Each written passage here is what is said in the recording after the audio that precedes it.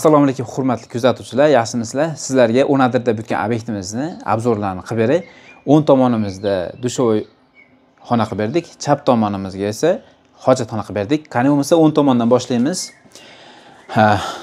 Shunaqangi eshik ichkariga ochiladigan qilib berdik. Bu xonamiz razmeri 150 ga 190 sm, 180 sm xona.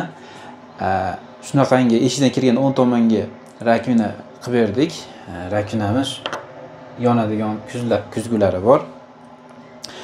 Va shunaqangi podvesnoy rakvina bo'ldi. Sababi tagida kir mashinani ham joylaydigan holatga olib kelib qo'yganmiz. Kir mashina qo'yiladi bu yoqqa, hali olingan yo'q. Olinganda shapet qo'yib qo'yiladi. Undan keyin koloniya aynak ustonovka qilib berdik. Sababi mana bu yerda dushovoy bor, ko'rib turganlaridek.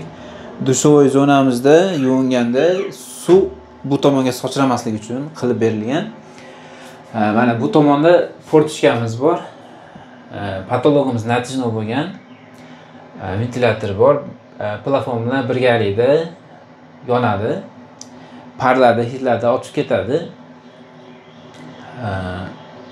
Nimaga plafon bilan birgalikda yoqish kerak deganda, sababi misol kirganda yoki chiqib ketganda ventilyatorda yoqishlik yoki o'chirishlik esdan chiqib qolishi mumkin. Chiroqda esa esdan chiqarilmaydi. Shunga birgalikda bo'lsa, birgalikda yonib, birgalikda o'chadi. Shunaqa holatda yaxshi ishlaydi. Shunaqangi qilgan ma'qul deb o'ylayman. Devorimiz bo'lsa, kafil bo'lgan.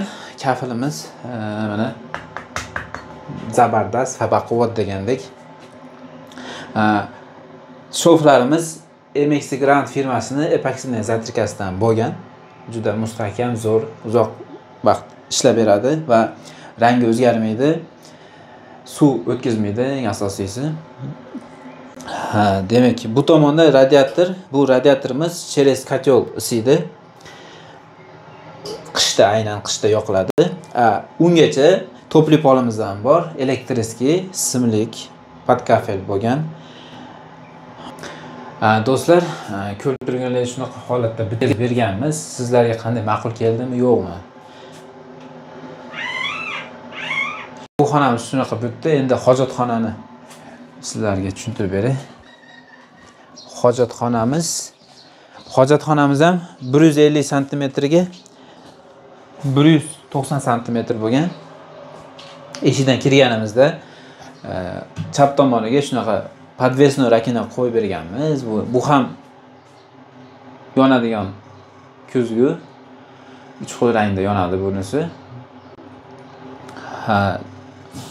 Suvlar bor. Shunaqangi priborlari bilan sovun qo'yadigan. Mana bu yerda o'zining polkasi bor. Eng qizig'i isitgichni tagiga qo'yib berganmiz. Ya'ni rakvinani tagiga qo'yib berganmiz. Ko'rinmaydigan bo'lib kichkinagina, mana bu xona uchun yetarli. Ya'ni rakvina uchun, tahorat olishlik uchun yetarli. Undan keyin unitas qo'yib berganmiz. Unitas shunaqangi baland unitas bo'ldi. Shunaqangi unitas bo'ldi. Bu tomonimizda radiator qo'yildi. Bu xonada ham topli pol bor va portishka ham bor, ventilyator ham bor. Bu ham mana shu ventilyatorimiz ham patologda plafoni bilan birgalikda yonadi. Bu yer ham shunaqa pol kafel, devor kafel, patologimiz natijno bo'lgan. Do'stlar, aytgancha biz pollarimizga gidroizolyatsiya berganmiz. Gidroizolyatsiya hozir berishlik shart, sababi namlik o'tsa, nariga xonadagi aboy-saboylarni o'ldiradi. Kafelmi, nima zayt bosib, PPN bosib, ottirib yuboradi hamma yoqni. Nima bo'lsa ham o'ldiradi. Shuning uchun gidroizolyatsiya qilish kerak va kafelni yaxshi to'g'rilab, yaxshi ustiga qildirish kerak, eng asosiysi. Va shofiga albatta epoksidan zatrika qilish kerak. Meni tavsiyam MX Grand firmasini epoksidan zatrikasi dovkomponentning. Marhamat, ichkariga kirib ko'rishingiz mumkin.